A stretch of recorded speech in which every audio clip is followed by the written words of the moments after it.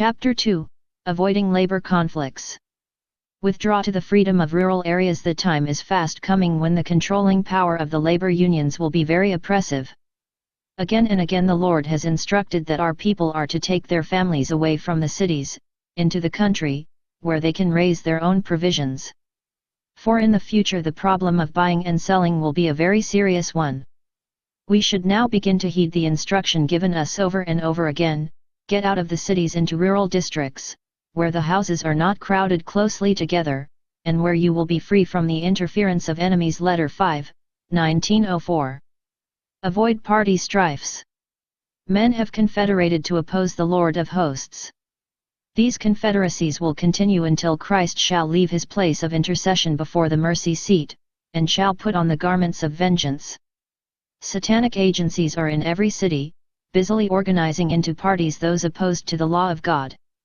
Professed saints and avowed unbelievers take their stand with these parties. This is no time for the people of God to be weaklings. We cannot afford to be off our guard for a moment. Testimonies for the Church 842, 1904. Labor trouble ahead. The trades unions will be one of the agencies that will bring upon this earth a time of trouble such as has not been since the world began. Letter 200, 1903. Conflicts between trade confederacies and labor unions. The work of the people of God is to prepare for the events of the future, which will soon come upon them with blinding force. In the world gigantic monopolies will be formed. Men will bind themselves together in unions that will wrap them in the folds of the enemy. A few men will combine to grasp all the means to be obtained in certain lines of business. Trades unions will be formed, and those who refuse to join these unions will be marked men. Letter 26, 1903. Preparing for the issue. The trades unions and confederacies of the world are a snare. Keep out of them, and away from them, brethren. Have nothing to do with them. Because of these unions and confederacies, it will soon be very difficult for our institutions to carry on their work in the cities. My warning is, keep out of the cities. Build no sanitariums in the cities. Educate our people to get out of the cities into the country, where they can obtain a small piece of land, and make a home for themselves and their children. Our restaurants must be in the cities, for otherwise the workers in these restaurants could not reach the people and teach them the principles of right living. And for the present we shall have to occupy meeting houses in the cities.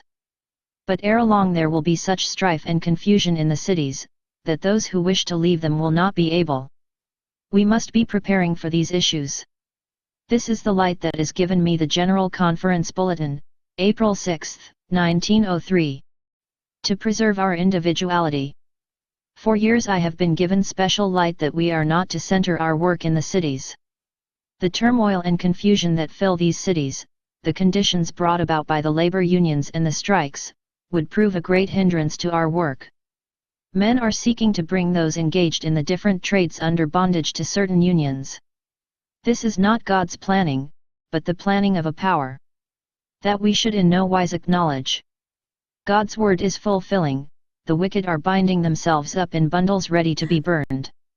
We are now to use all our entrusted capabilities in giving the last warning message to the world. In this work we are to preserve our individuality. We are not to unite with secret societies or with trades unions. We are to stand free in God, looking constantly to Christ for instruction. All our movements are to be made with a realization of the importance of the work to be accomplished for God. Testimonies for the Church 7:84, 1902. In disregard of the Decalogue. These unions are one of the signs of the last days. Men are binding up in bundles ready to be burned. They may be church members, but while they belong to these unions, they cannot possibly keep the commandments of God. For to belong to these unions means to disregard the entire Decalogue. Thou shalt love the Lord thy God with all thy heart, and with all thy soul, and with all thy strength, and with all thy mind, and thy neighbor as thyself. These words sum up the whole duty of man. They mean the consecration of the whole being, body, soul, and spirit, to God's service. How can men obey these words, and at the same time pledge themselves to support that which deprives their neighbors of freedom of action. And how can men obey these words, and form combinations that rob the poorer classes of the advantages which justly belong to them, preventing them from buying or selling, except under certain conditions?